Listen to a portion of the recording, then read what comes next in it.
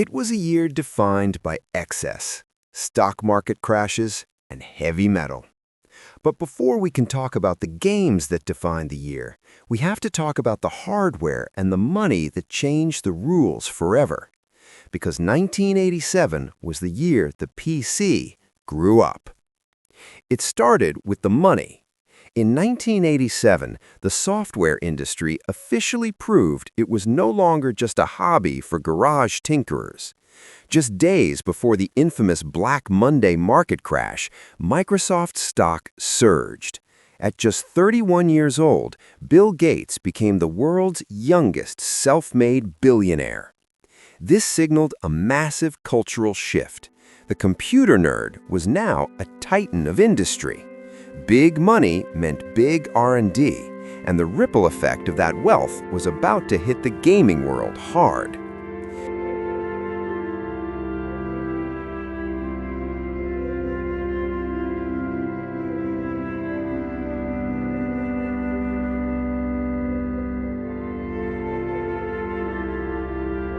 The timing for Bill Gates, however, was incredibly dramatic. The public celebration of his wealth coincided almost perfectly with Black Monday in October 1987, the worst stock market crash in a single day in history up to that point. While the crash wiped out massive amounts of paper wealth overnight, Microsoft had climbed so high that Gates remained a titan. Interestingly, Gates himself seemed annoyed by the distraction, famously continuing to fly coach and telling reporters he was simply tied to the wheel of his work. But for the rest of the world, the message was clear. The era of the garage hobbyist was dead, and the age of the tech empires had arrived. In April, IBM launched the Personal System 2 in a desperate bid to win the clone wars with companies like Compaq and Dell that were rapidly stealing market share. The PS2 was IBM's attempt to lock down the PC ecosystem. They introduced a proprietary internal architecture called microchannel, hoping to force other manufacturers to pay royalties if they wanted to play along. Commercially, this walled garden strategy backfired, as the rest of the industry largely ignored it in favor of cheaper, open standards. However, the PS2's physical legacy was undeniable because it effectively designed the modern PC. It spearheaded the industry transition from flimsy 5.25-inch floppies to the robust 3.5-inch discs that fit in a shirt pocket. It introduced dedicated round ports for the mouse and keyboard, forever known as PS2 ports, which finally standardized the mouse as a core component rather than an optional luxury. Most importantly for gamers, it brought us the VGA standard. While the specific PS2 computer eventually faded, the DNA it introduced in 1987 became the universal standard for the next 2 decades of computing. It was a quantum leap that defined PC gaming visuals for over a decade. The technical genius of VGA was its shift from the limited digital signals of CGA and EGA to analog signals. For gamers, the magic number was 256. While previous cards struggled to display 16 colors at once, VGA unlocked a palette of 256 simultaneous colors from a selection of over 262,000.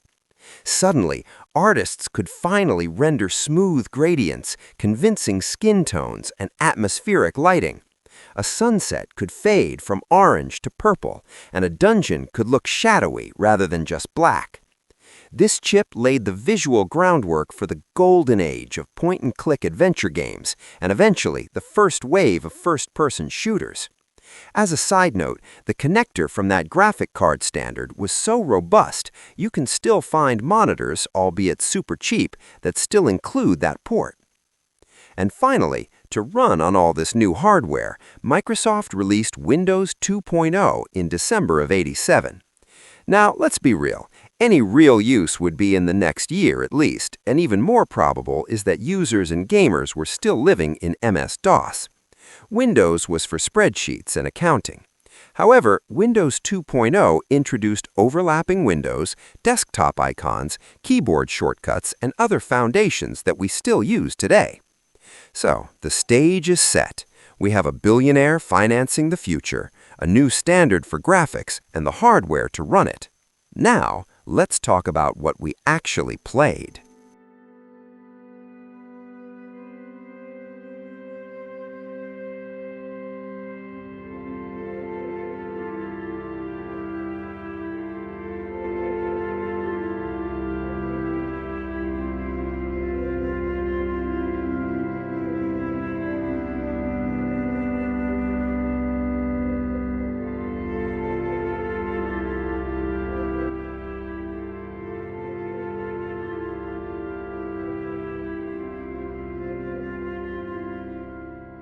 In February 1987, Konami's Contra redefined the side-scrolling shooter by taking the run-and-gun formula and injecting it with pure 80s testosterone.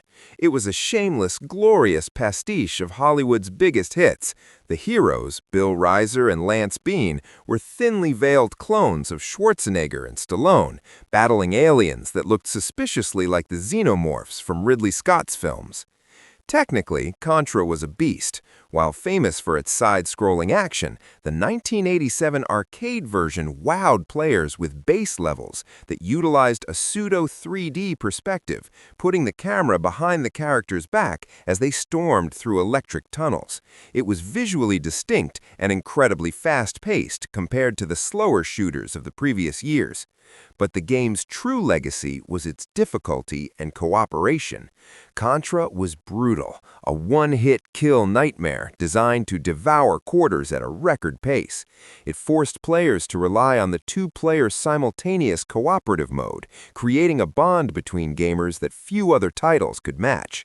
While the NES port would later introduce the famous Konami code and cement its legendary status in the home, the 1987 arcade cabinet is where the war began. It set a new bar for action intensity, proving that games could finally match the explosive spectacle of the cinema. In August 1987, Capcom released the original Street Fighter, a title that technically invented the modern fighting game genre, but is often remembered more as a clumsy prototype than a classic. While Street Fighter II would later become a global phenomenon, the first entry was a strange, experimental beast that introduced us to Ryu and Ken, though back then, Player 1 was forced to be Ryu, and Player 2 was forced to be Ken. The most fascinating aspect of the 1987 arcade cabinet was the control scheme. The deluxe cabinets didn't have the 6-button layout we use today. Instead, they featured two massive, pressure-sensitive, pneumatic rubber pads. The gimmick was literal physical impact. If you wanted a light punch, you tapped the button. If you wanted a heavy punch, you had to smash the pad as hard as you could. Unsurprisingly, this led to strained hands and machines breaking down constantly, forcing Capcom to eventually replace them with the standard 6-button layout. Gameplay-wise, it was notoriously unforgiving. This game introduced the now iconic special moves, the Hadoken, Shoryuken, and Tatsumaki Senpukyaku, but executing them was almost impossible due to incredibly strict input timing. However, if you did manage to pull one off, it was devastating, often draining 40% of an opponent's health in a single hit. It was rough, difficult, and physically exhausting, but it laid the essential groundwork for the revolution that would arrive 4 years later. Released in Japan in January 1987, Zelda 2: The Adventure of Link stands as a bold and controversial sequel in gaming history. Fresh off the massive global success of the original top-down adventure, Nintendo did the unthinkable. They changed the genre entirely. Instead of a safe iteration, Zelda 2 swapped the exploration focus for a side-scrolling action platformer hybrid, creating a jarring shift that still divides fans today. The game was a strange fusion of Super Mario physics and Dragon Quest statistics. While players still traversed a top-down overworld map, entering a town or touching an enemy shifted the perspective to a side-scrolling view. Here, the game introduced some RPG mechanics that the series would largely abandon afterward.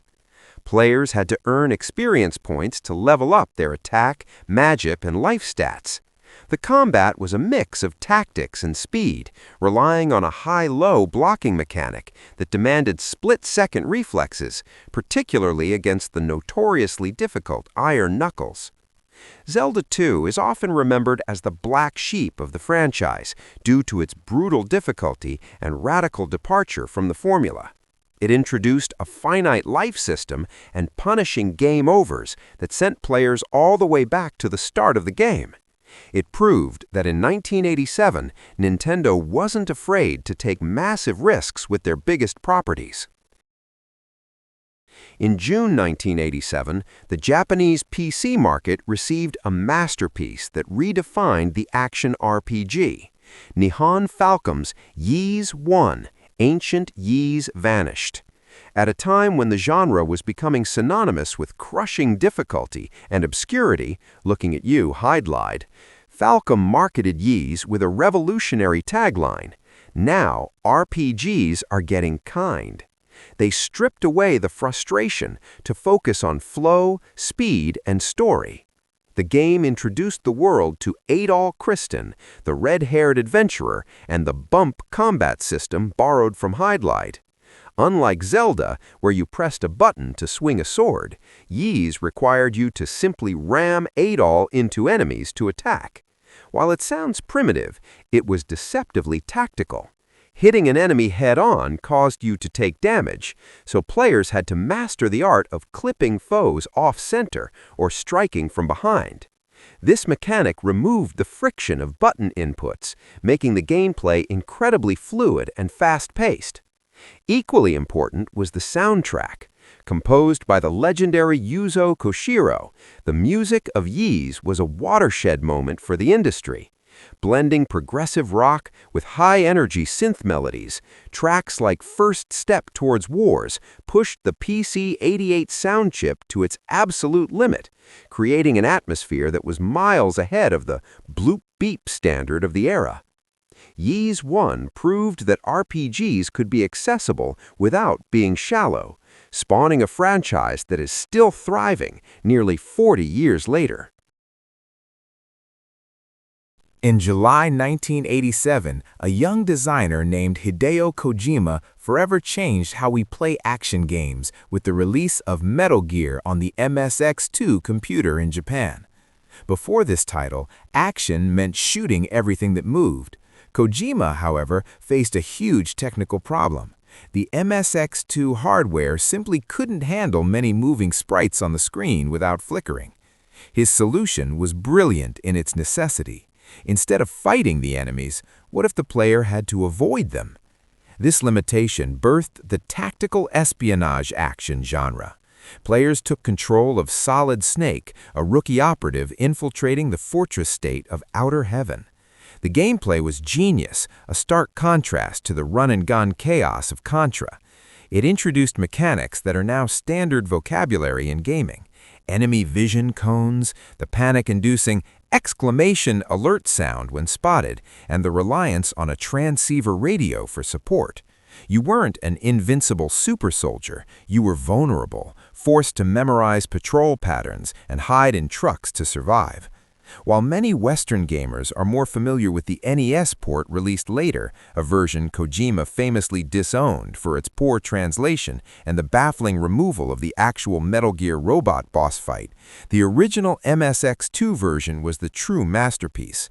It introduced a cinematic narrative to gaming, weaving a complex plot of nuclear proliferation and betrayal that was light years ahead of the Save the Princess stories of the time.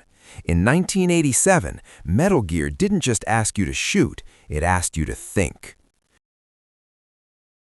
Released in Japan in August 1987 on the Famicom Disk System, Castlevania II: Simon's Quest represents one of the most ambitious and polarizing pivots in gaming history.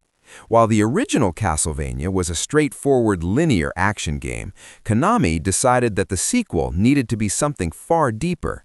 They effectively created one of the earliest Metroidvanias, abandoning the stage-by-stage structure for a non-linear open world that felt massive for the time. The game's atmosphere was revolutionary, anchored by its innovative day and night cycle. Every few minutes, the action would pause, and the infamous text would scroll, "What a horrible night to have a curse." As day turned to night, enemies became twice as strong, shops closed their doors, and the safety of the towns evaporated.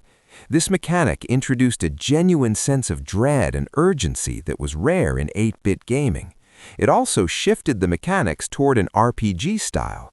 Simon Belmont now had to collect hearts as currency to buy improved whips and crystals, and he had to level up his health to survive. However, Simon's quest is perhaps most famous for its cryptic nature, exacerbated by a famously poor English translation. The game was filled with villagers who offered confusing or outright lying hints. This led to moments of intense frustration, most notably the Deborah Cliff puzzle, where players had to kneel in a specific spot with a specific crystal for several seconds to summon a tornado, a solution so obscure it arguably created the first generation of gamers who relied on schoolyard rumors and strategy guides to progress. But despite its flaws and confusing progression, the game gave us Bloody Tears, one of the most iconic tracks in video game music history.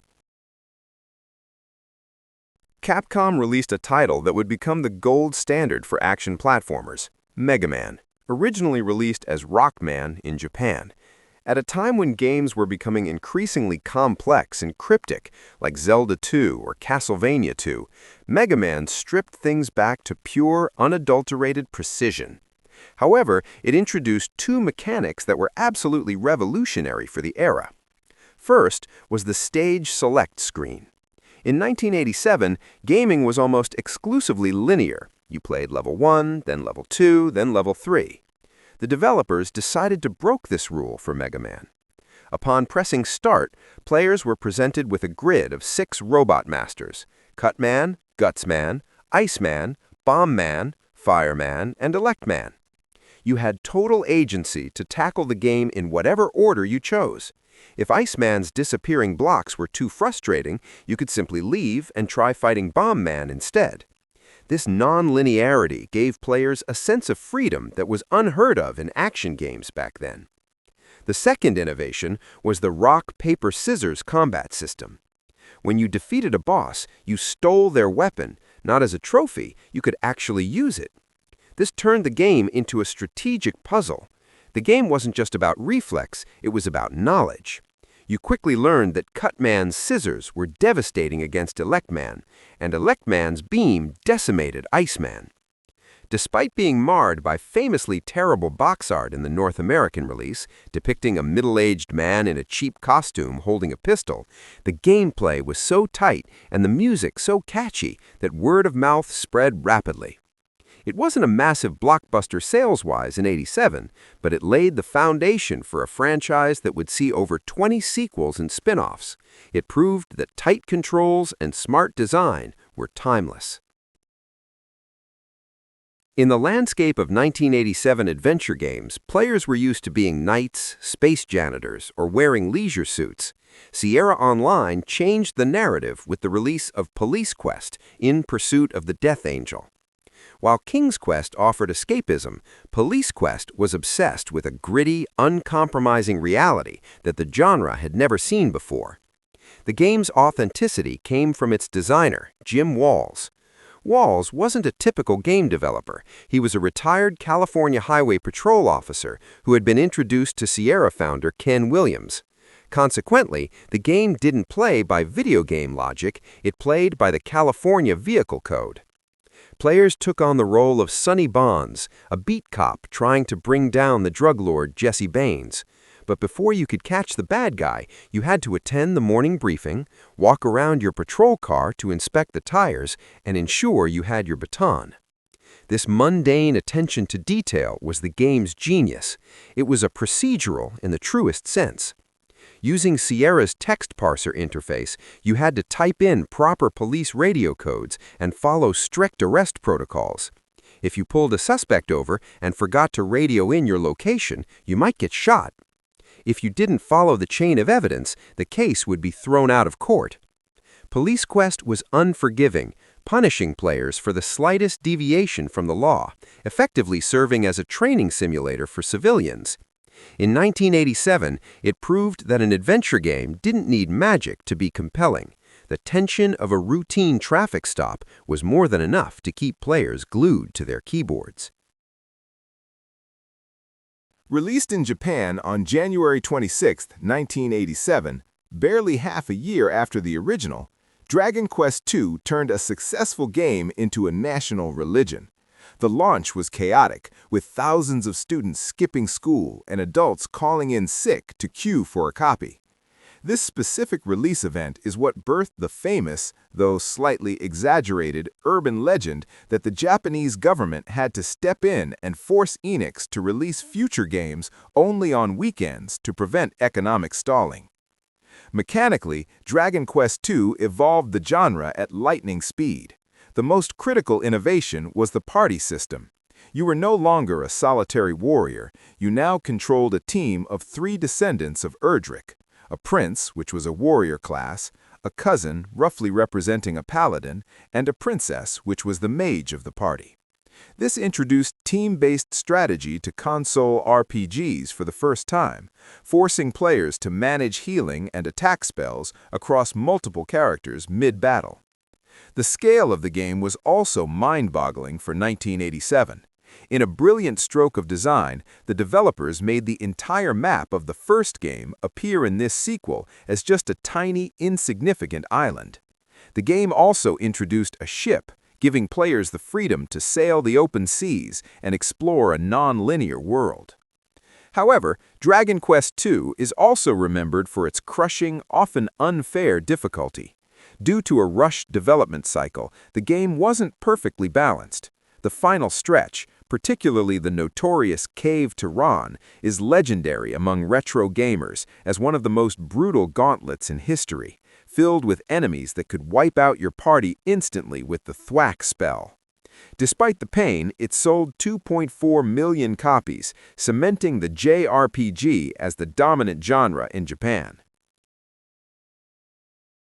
Faxanadu stands as the NES's great unsung hero, a cult classic that lived in the shadow of Zelda 2, but arguably executed the side-scrolling RPG formula with more finesse. The title itself is a clumsy portmanteau of Famicom and Xanadu, signaling its status as a spin-off of Nihon Falcom's prestigious Dragon Slayer PC series, adapted by Hudson Soft for the console market. Visually, Faxanadu was unlike anything else on the shelf. While 1987 was usually defined by the bright primary colors of Super Mario or Mega Man, this game was awash in earthy browns, ochres, and muted greens. The setting was the colossal World Tree, and the aesthetic conveyed a sense of ancient decay and organic mystery. You weren't just exploring a castle, you were navigating a dying ecosystem filled with mist and monsters. This melancholy atmosphere was amplified by a hauntingly Baroque soundtrack that remains one of the system's best. Mechanically, it was a robust action RPG that avoided the jarring perspective shifts of Zelda 2. Players had to manage a delicate economy, grinding for gold to purchase keys, the wall-breaking mattock, and increasingly powerful magic. Instead of a traditional level-up system, players visited gurus to increase their rank, or mantra, a title that dictated the maximum amount of gold they could carry and provided the password to save their progress. For those who played it, the game is best remembered for the wing boots, items that allowed for temporary flight, a moment of pure freedom in a game that felt heavy and grounded. Faxanadu remains a masterclass in 8-bit world-building, proving that a game could be brown, gritty, and absolutely beautiful. On December 18, 1987, a struggling developer named Square threw a Hail Mary that would change the industry forever. The project was Final Fantasy. The popular legend says the name was chosen because Square was facing bankruptcy, and this was their last shot at success. While creator Hironobu Sakaguchi has since clarified that he mostly just wanted a title that sounded cool and abbreviated to FF, the stakes were undeniably high. If this game failed, the company was likely finished. While Dragon Quest had established the JRPG template earlier in the year, Final Fantasy evolved it visually and mechanically. The most striking difference was the perspective. Dragon Quest battles were first-person. You never saw your hero. Final Fantasy introduced the side-view battle system, showing your 4 light warriors on the right facing enemies on the left. Seeing your characters actually swing their swords and cast spells made the combat feel significantly more dynamic and cinematic. The game also offered unprecedented freedom. Instead of a preset hero, the game asked you to assemble your own party of 4 from 6 distinct classes: fighter, thief, black belt, and the red, white, and black mages. This class system meant 2 players could have wildly different experiences. One might cruise through with a balanced team, while another struggled through a challenge run of 4 white mages. Perhaps most memorable was its cinematic flair. In a move that blew players' minds, the game's title card and opening credits didn't roll until you had already played the first mission and crossed the bridge from Cornelia. Accompanied by Nobuo Uematsu's sweeping score, it signaled that an epic journey had truly begun. Final Fantasy didn't just save Square, it created the other half of the RPG duopoly that would rule Japan for decades.